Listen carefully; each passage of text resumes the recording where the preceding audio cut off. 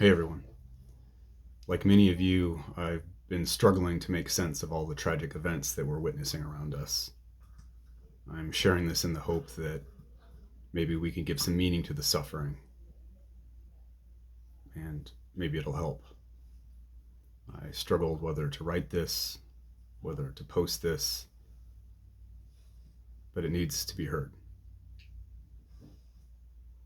The condition of truth is to allow suffering to speak. I am reminded of these words of Dr. Cornel West as I struggle to come to terms with the tragic events that have unfolded this week. In general, I've come to find less of a need to comment on social media, but I believe that we are at a defining moment in history, one that demands we bear witness to the injustices around us. George Floyd was a loved son, your son. George Floyd was a loved father, your father. George Floyd was a loved brother, your brother. If the color of his skin prevents you from seeing that, you have lost your humanity. It is precisely that which allowed the officer to justify his murderous sadism. I see your pain. I see the injustice. I hear the silence. We will not be silent. We will be heard. The world watched as yet another unarmed black man was murdered in cold blood by one in the uniform who are sworn to serve and protect. Again. Not again. Not ever again. But we know it will happen again. This is why, in the words of Dr. Martin Luther King, the screams of the unheard turn to the violence of riot. Now, I'm a friend of Seattle PD. I have trained with and taught officers I consider to be my brothers and sisters, some of the best men I know.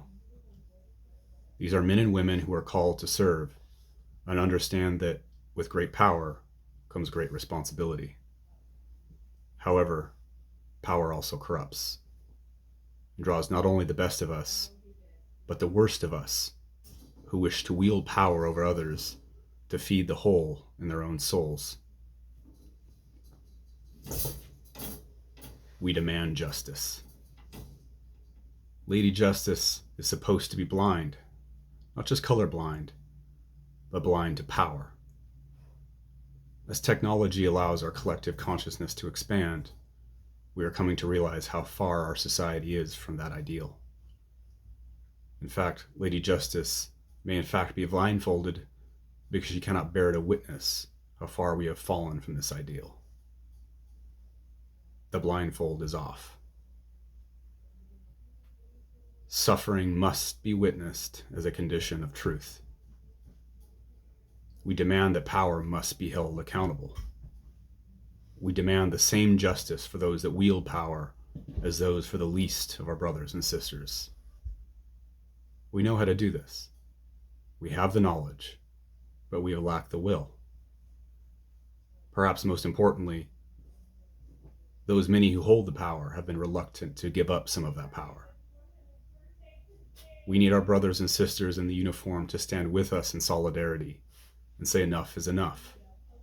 If not, the very fabric of our society will unravel, as we are beginning to see all around us.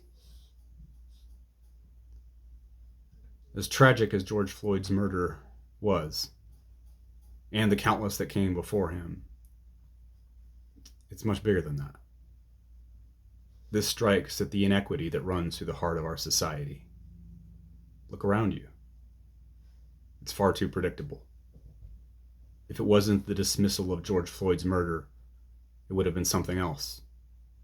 In the face of a global pandemic and the greatest economic depression we have ever seen, the elites have inflated their wealth in markets while tossing crumbs to the peasants. Our society is out of balance. Nearly every institution, from the justice system to media to politics to academia to finance, no longer serves the people. Unfortunately, the screams of the riot will only exacerbate this trend and give justification for ever greater authoritarianism. On the verge of containing the virus and reopening the economy, These destructive acts of collective rage will undoubtedly set us back. We can only hope that it is not in vain, and through the ashes emerge a movement of all peoples to hold power accountable and demand justice. We are in the middle of a transformation where we cannot come out of this the same as we entered it. We are called to great challenges that will determine the future of our country and the entire human race. In the backdrop of all this unnecessary suffering, we watched as our best and brightest yet again reached for the stars, sending men into space. As I watched the liftoff, I noticed I felt numb. But another part of me chose to feel. Knowing that this too could be another tragedy, I allowed myself to hope. As I watched them go further into space, shedding one part after another, I began to become emotional. When the astronauts completed their ascent, I was overcome and wept.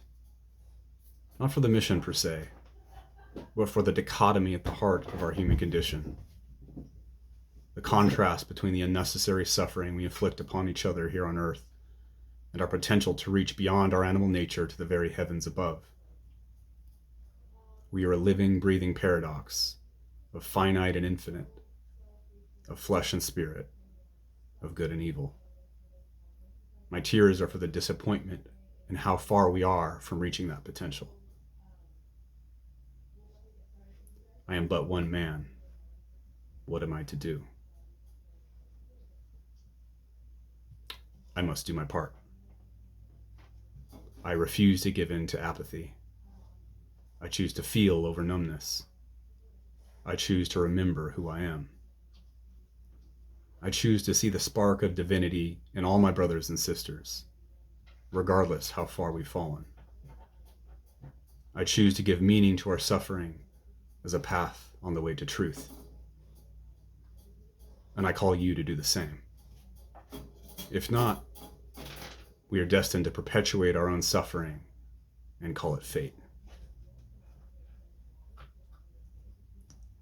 In the words of the Talmud, I'll leave you with this. Do not be daunted by the enormity of the world's grief. Do justly now. Love mercy now. Walk humbly now. You are not obligated to complete the work, but neither are you free to abandon it. Godspeed.